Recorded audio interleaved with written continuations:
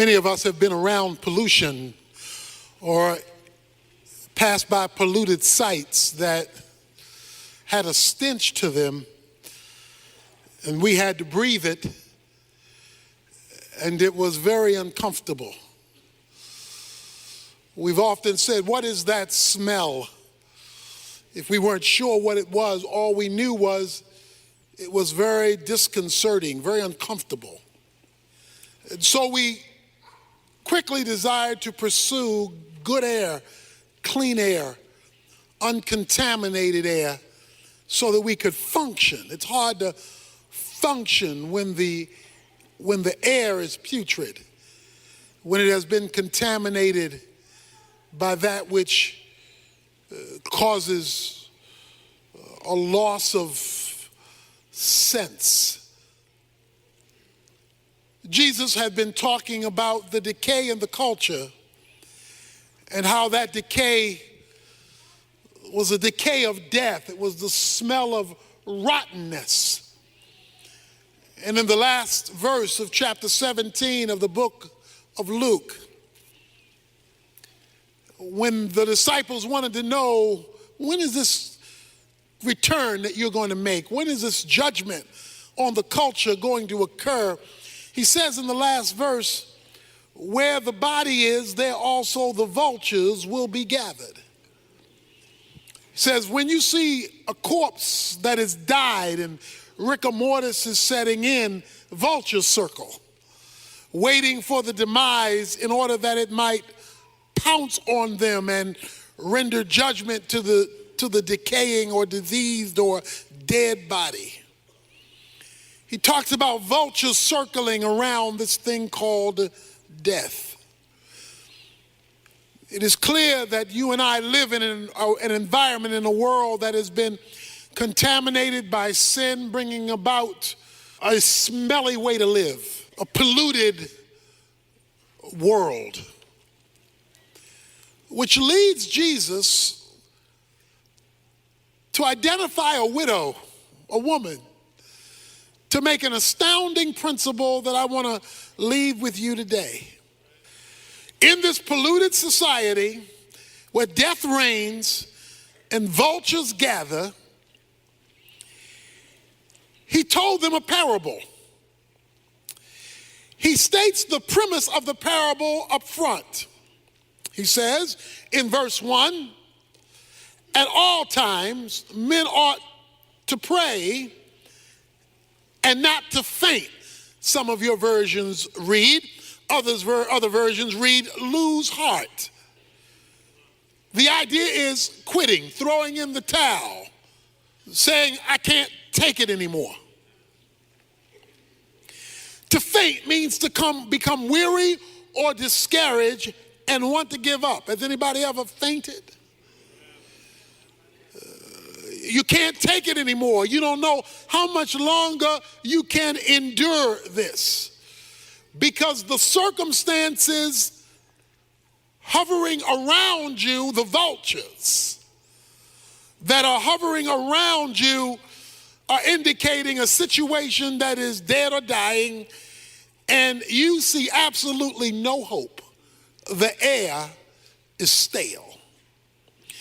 In this stale air, Jesus says, I want to tell you, men should always pray and not faint.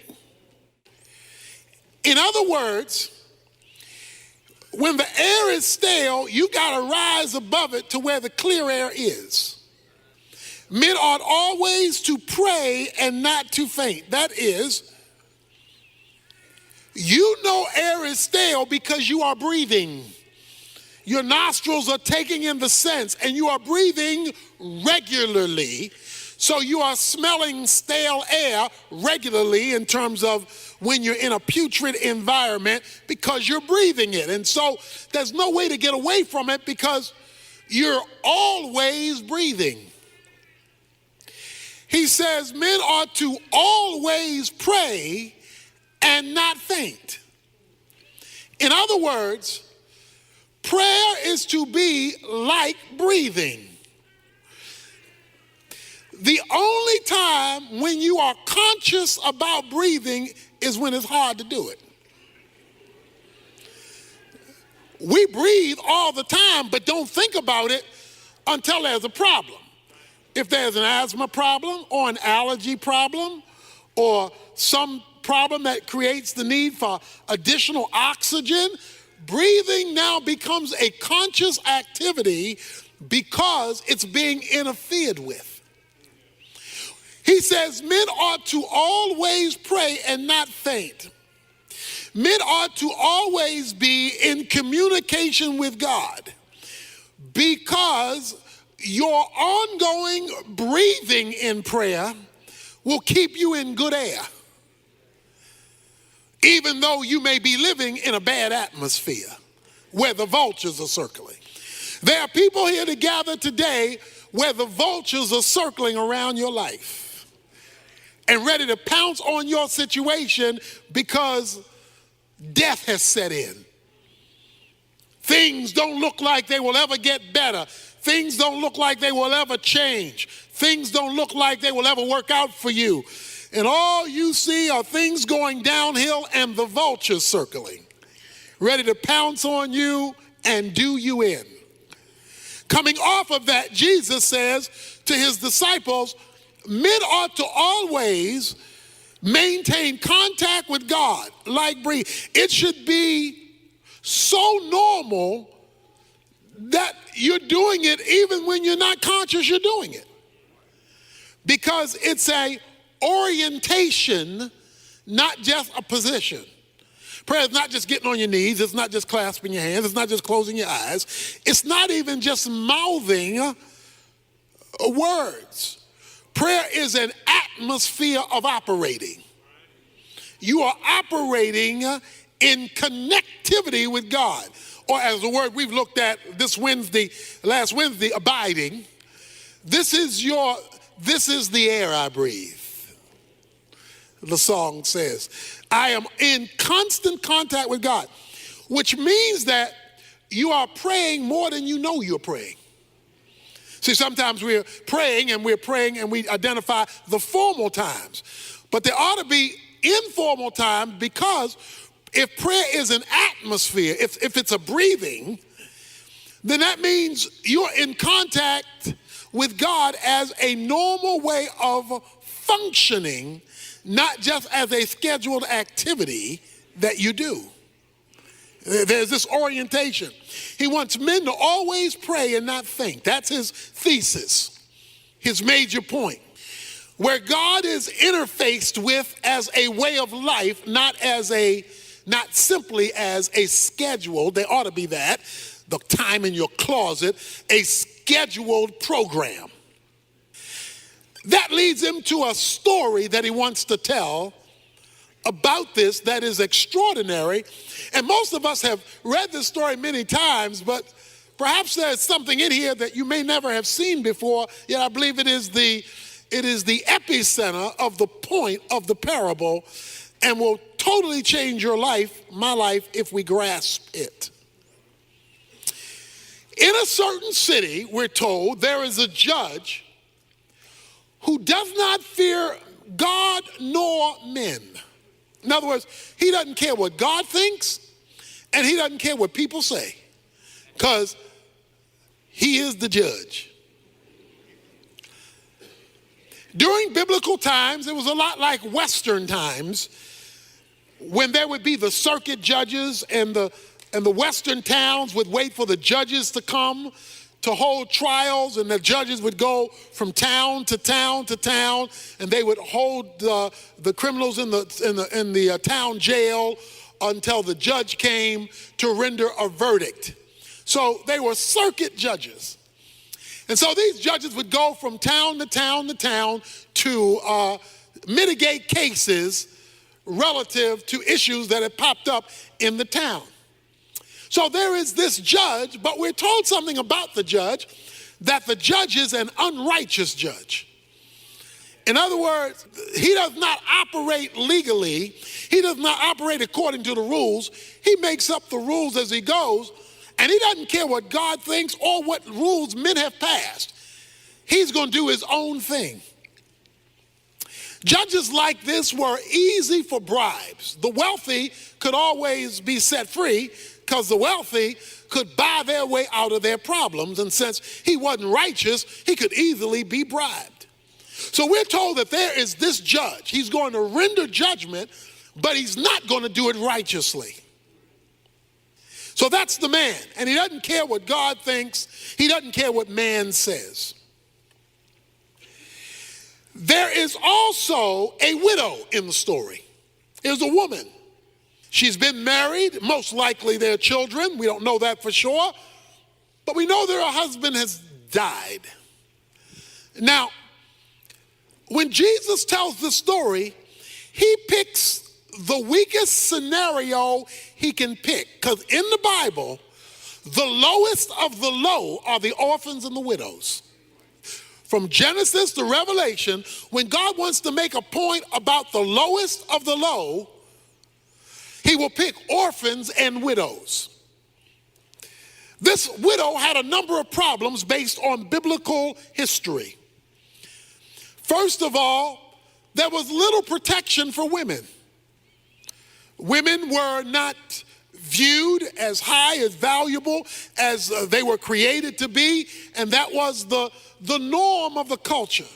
Not only that, but she has no husband, so there's nobody to stand in for her. She must stand on her own. In addition to that, widows in the Bible are normally postured as being poor, without financial resources, because there's no husband providing, so she's out on her own. In addition to that, the fact that she has to plead her own case means she has nobody in her circle of influence who can stand up for her. She must stand up for herself. So here we have a woman out there by herself on her own trying to make it. Now the situation is that there is something has happened in which she has been wronged. Something has happened that needs to be addressed legally. Something has gone wrong. Perhaps it had to do with money. Perhaps she was ripped out of some of her husband's estate. We don't know what the specific issue is, nor do we need to know. His point was that this widow needed legal intervention. Say legal intervention. She needed the law to work for her. She needed the law to mitigate between her and some situation she faced that could only be addressed legally. So there is this widow in the city who keeps coming to the judge saying, give me legal protection from my opponent. I have got somebody in my sphere who's working against me and who is opposing me, and he's doing it illegitimately. There is somebody in my life doing me wrong, my opponent, and I don't have the power to stop them. I'm a widow. I don't have a lot of money, and they're coming up against me, and I need the law to work for me. I wonder if there's anybody here who's in a situation that's coming up against you, and the folk who are supposed to be able to help you aren't available to you. She goes to the judge because she says she needs, here it is, legal protection. I can't protect myself. I need the law to protect me. Judge, will you intervene on my behalf so that I can get my opponent off of my back and get justice in my situation? Verse 4 says, for a while the judge was unwilling. The judge says, I don't want to be bothered. I don't want to be bothered with a widow. I don't want to be bothered with your problem. I don't want to be bothered about your opponent. I don't want to be bothered. I don't care about your situation because I don't even care about God. And I don't care about people. And you are the lowest of the people, a widow, so I really don't care about you. So for a while, it says, he was unwilling to hear her case, although she had a legitimate case. Stick with me here. It says, but afterwards, he said to himself, self, even though I do not fear God, pagan judge, and I do not respect man, yet because this widow bothers me, that means it's nagging me. After all, she's a woman.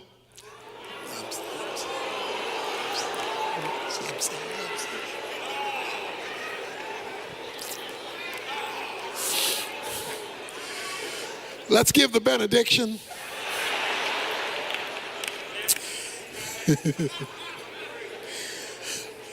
This woman, the judge is a man, this woman is getting on my nerves.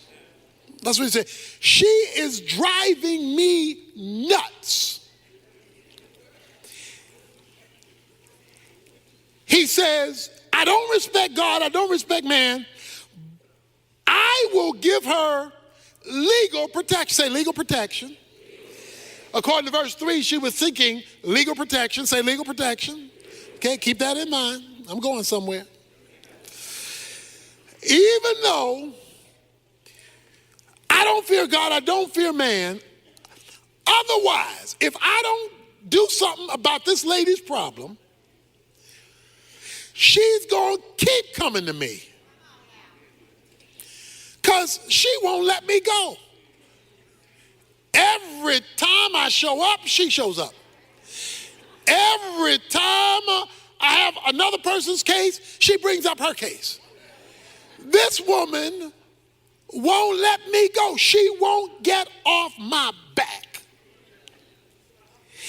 And if she keeps coming, watch this, she will wear me out. Anybody here ever been worn out by a woman?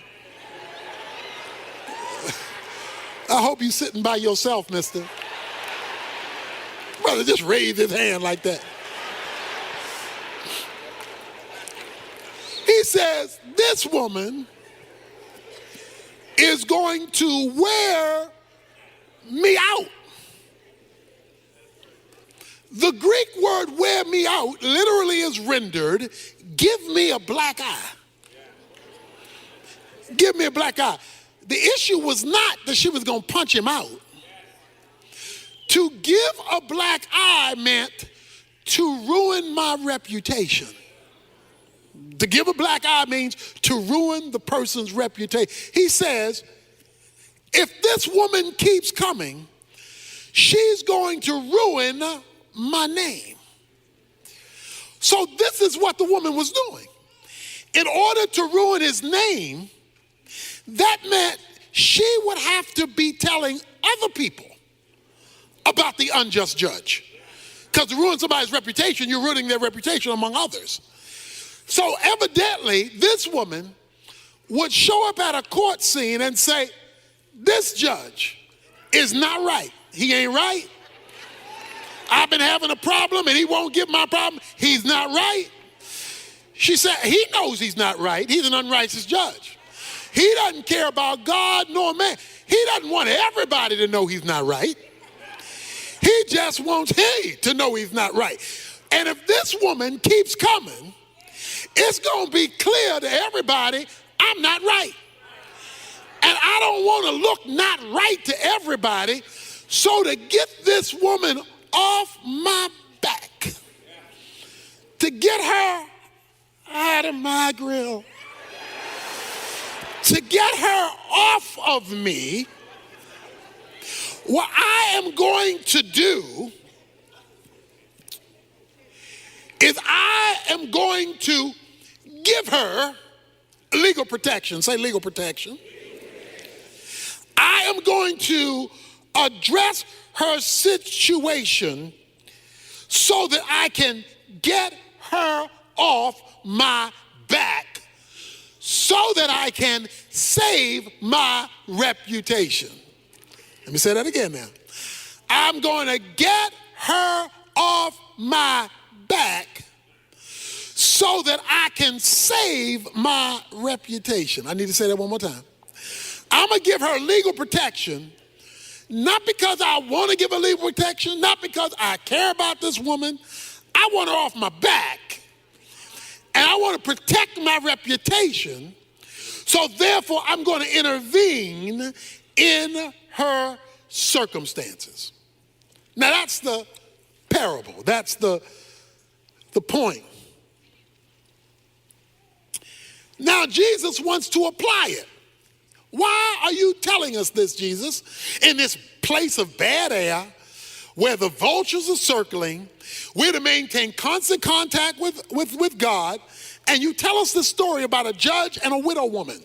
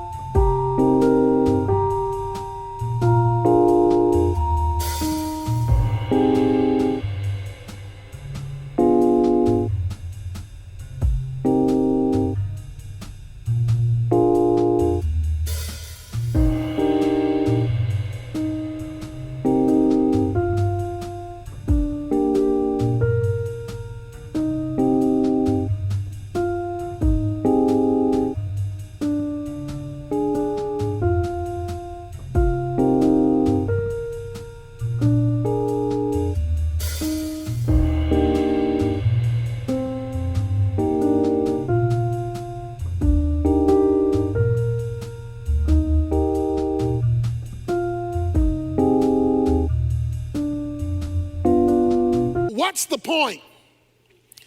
And the Lord said, verse 6, hear what the unrighteous judge said. In other words, pay attention to the unrighteous judge. Now, the widow is critical to the story, but to get the point of the story, pay attention, Jesus said, to what the unrighteous judge says. I don't fear God, I don't fear men, but this woman is driving me crazy, and she's going to ruin my reputation. Pay attention to that, Jesus says. And then make a contrast. Here's the contrast. Verse 7. Now will not God bring about justice for his elect who cry out to him day and night, and will he delay over them long? Jesus says this. Listen to what the unrighteous judge said, because he says if you miss what the unrighteous judge says, you're going to miss the whole point. He says, an unrighteous man who didn't care about God, he didn't care about people, he didn't care about legalities, he didn't care about justice, he cared about his reputation. He cared about his name and not being nagged to death by this woman. He was out to protect his name. And in order to protect his name, he had to respond to this woman, because this woman was giving him a black eye, messing up his name, his reputation. He had to do something, because as bad as he was, he cared about his reputation. He says, now, if a wicked judge cares about his reputation, and he wrong, but he still cares about his reputation, will not God, who's not an unrighteous judge, he's a righteous judge, will not God, verse 7, bring about justice for his elect? The widow was a stranger to the judge. The elect are not strangers to God. The elect are God's chosen ones. They're God's children. You and I, who belong to Jesus Christ, make up God's elect. If an unrighteous judge who doesn't care about God nor men will bring legal protection to a stranger to protect his reputation, how much more will God bring about justice to his children, his elect, since he's the righteous judge and does care about justice And will he delay long over them? Now, what I want to draw your attention to is a phrase that I've been asking you to repeat. Legal protection. See, it's easy to read the story, and twice in the story, the word legal protection is raised. Twice. And its cousin is raised in verse 7, justice. She was seeking justice through the legal protection of the law. But let's put it another way. The issue for the widow was not whether the judge liked me. It was not whether the judge knew me. It was not whether the judge felt sorry for me. The issue on the table was the law. I need you to bring the law to bear on my situation, because I'm being unjustly treated by my opponent. I need legal intervention. Men ought always pray and not faint. But what gets God's attention is not simply him feeling sorry about you in the situation you're in. It's not merely him seeing you cry. It's not merely him seeing you're depressed.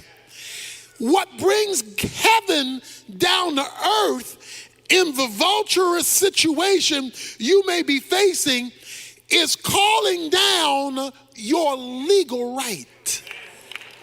The issue was your legal right. See, what the woman had, she did not have the judge on her side. She had the law on her side.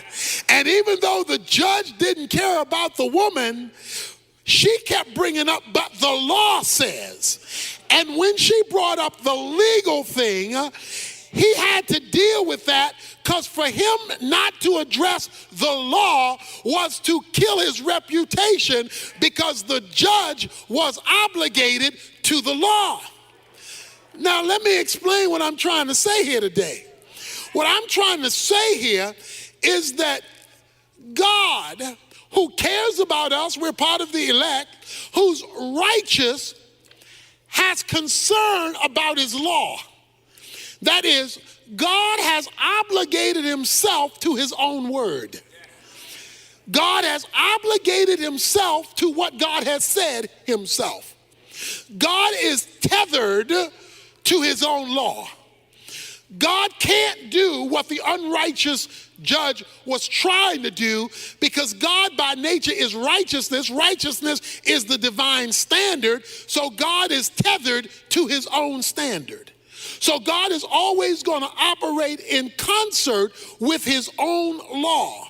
Now, the woman calls for legal protection, watch this now, because she knew she had the right to it. In other words, let me put it another way.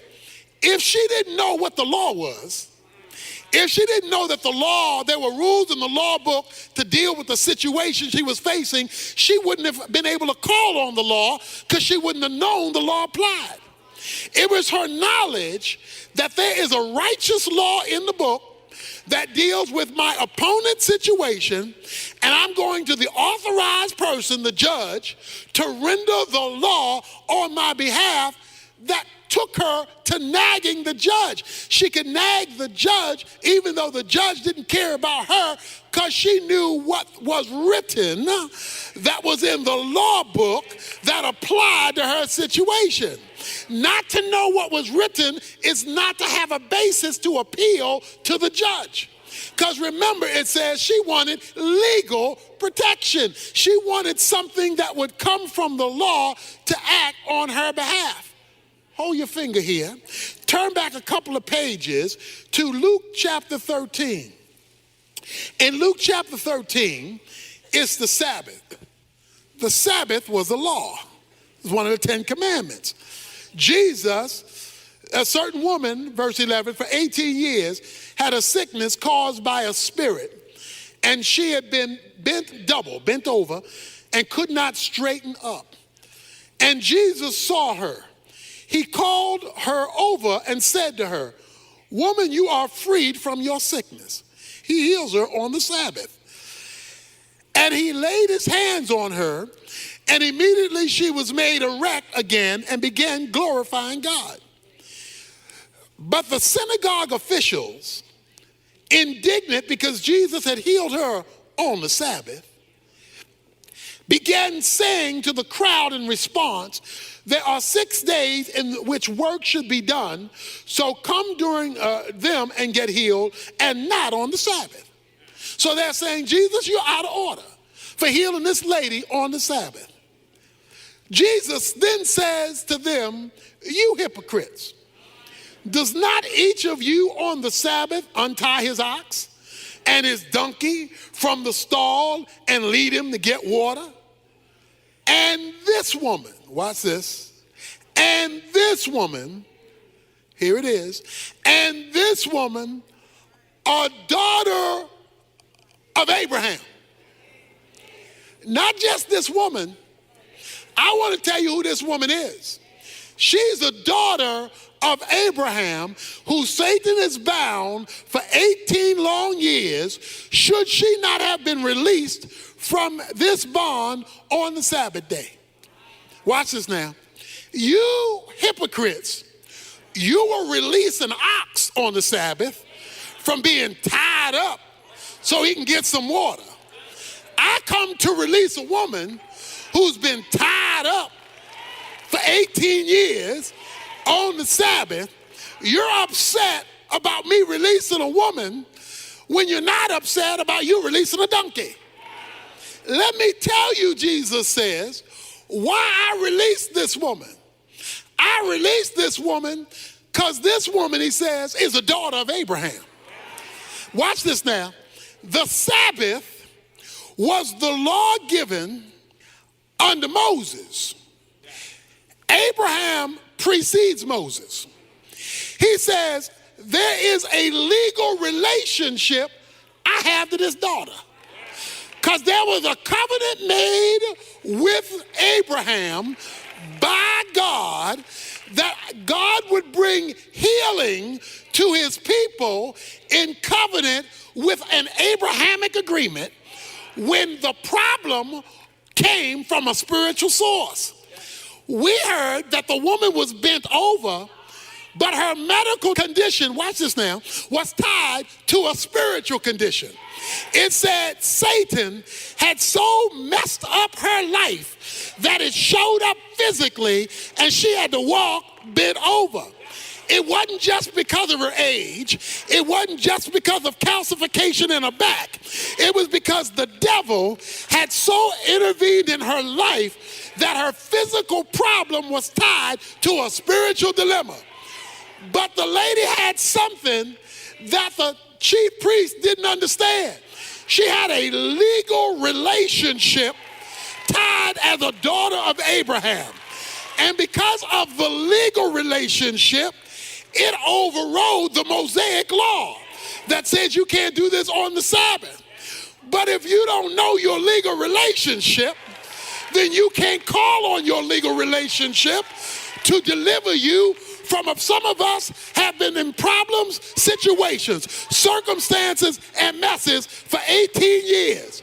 And we wonder why God hasn't come through yet, because we have not yet appealed to our legal right. But why haven't we appealed to our legal right? We don't know our legal right. And if you don't know the law, you can't appeal to the law.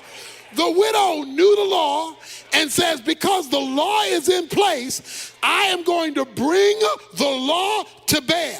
If an unrighteous judge will submit to the law, even though he doesn't have regard for God and regard for man, how much more will a righteous God who is committed to the law appeal to the legal cause of his people?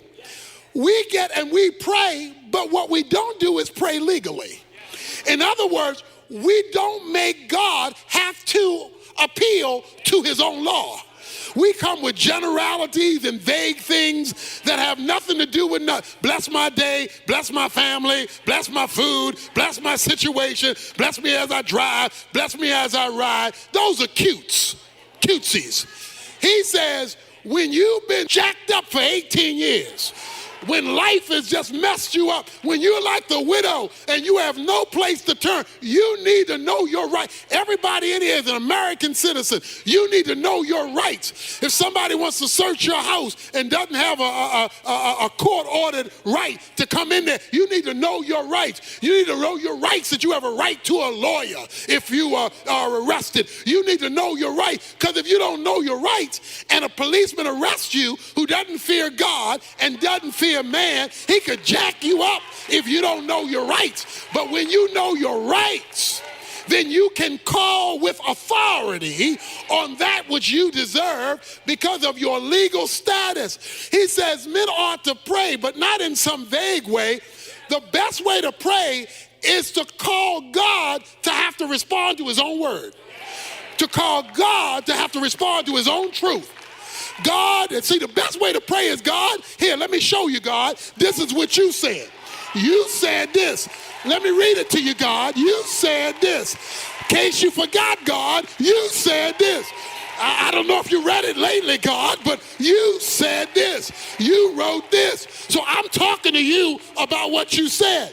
You say, well, what difference will that make? He tells you at the last verse, verse 8, I tell you that he will bring about justice for them quickly.